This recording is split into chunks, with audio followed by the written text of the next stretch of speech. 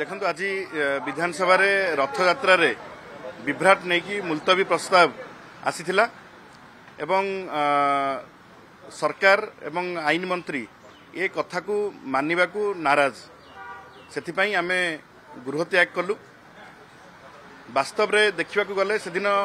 ओडिशावासी एवं समग्र विश्ववासी live telecast देखुथिले एवं महाप्रभु बड़ ठाकुर जतबेले बलभद्र पड़गले तले से घटना को सरकार अत्यंत ताकू गंभीरतार सह नेउना एवं जे आईन मंत्री अछंती से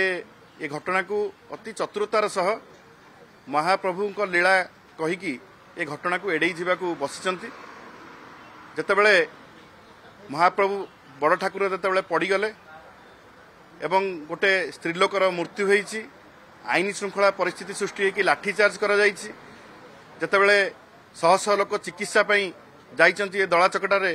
ताका पई उपयुक्त चिकित्सा मिल पारि नाही। एही भली परिस्थिति रे जेतेबेले ओडिशावासी थिले सेतेबेले बीजेपी कार्यालय तांकर राज्य सभापति गोटे प्रेस रिलीज कले जे आमे ओडिशावासी की धन्यवाद दउचु रथयात्रा सुपर ठीक भाव में रथयात्रा हेतिबारु। मु एठी प्रश्न करने को चाहे कि बीजेपी दल सी कर्मी माने दायित्व नहीं रथयात्रा ना आईन मंत्री एवं मुख्यमंत्री सरकार ये दायित्व नहीं ये कथा आम आईन मंत्री को प्रश्न करथिलु किंतु से यार उत्तर रखी नथिले। एवं महाप्रभु जो नीतिकांति रे विशेषकर बलभद्र नीतिकांति रे जेतेबेले विभ्राट हैला सकाळे अध घंटा डेरी हैला सेतेबेले ना प्रशासक ना मंत्री सकाळे नीतिकांति समय रे उपस्थित नथिले। दिन 10टा पर से आसिकी पहुंचिले ए घटना दुर्घटना घटिला परे एवं जो भली भाबरे आकु खामखियाली ढंगरे सरकार ग्रहण करुचंती। जणे लोकर मृत्यु होई जाईची विगत दिनर सरकार रे गोटे रास्ता संपूर्ण भाव में रहूला एते लक्ष लक्ष लोकों भितरे आंबुलांस जाइकी जो माने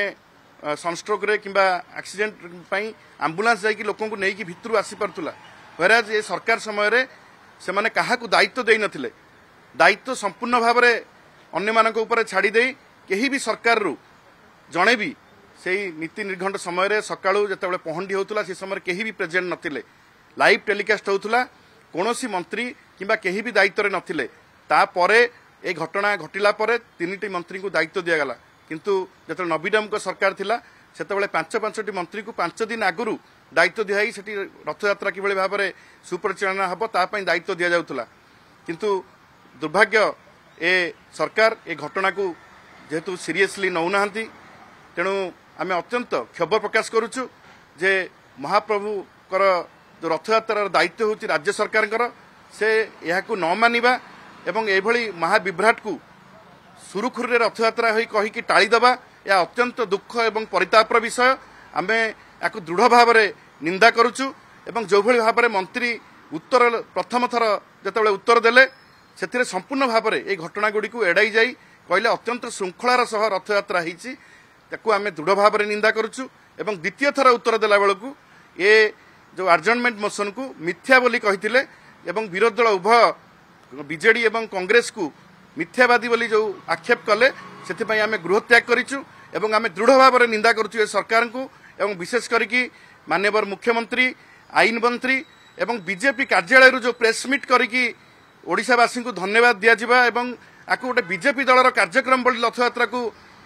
परिप्रकाश करवा एवं तांकर कर्मी माने एवं मंत्री माने मीडिया आगे जो भली भाव में प्रचार प्रसार कले जमती सत्य जमती रथयात्रा गोटे बीजेपी गोटे कार्यक्रम ताकू आमे दृढ़ भाव में निंदा करुचु एवं ये घटना को सरकार ए दुर्घटना को मानिबा दरकार एवं यही भली घटना जेभली भाव में आगु को न घटिबो सेथिपई कोन कार्यानुष्ठान सरकार नैचंती। रथ उपर अणसेवायत चढ़ीगले मंत्री मानकर जेते रिलेटिव्स माने तांका संपर्कीय माने सब पास नहीं कि चढ़ी रथ उपर अणसेवायत माने तांको ऊपर भी मध्य कोनोसी कार्यानुष्ठान नियागला नाही। एही भली जो विभ्राट हैला ताकू सरकार मानंतु एवं